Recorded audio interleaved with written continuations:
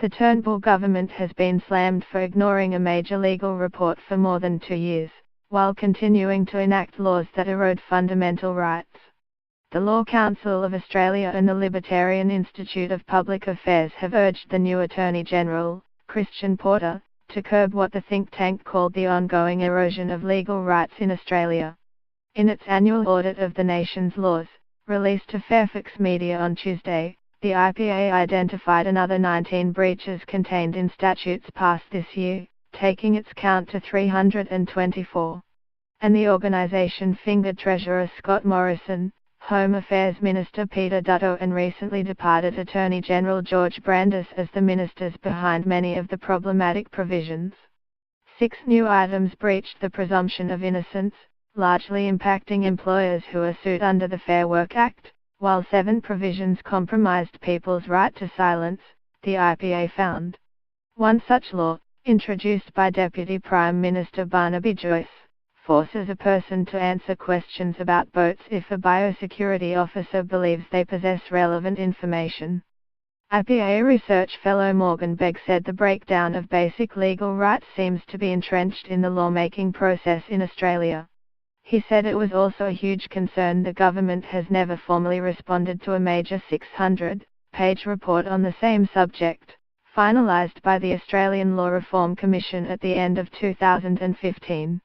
The Traditional Rights and Freedoms Inquiry was commissioned in the early days of the Abbott government. On Tuesday, Law Council of Australia President Fiona McLeod joined the call for Mr. Porter to prioritise a response to the long-overlooked inquiry.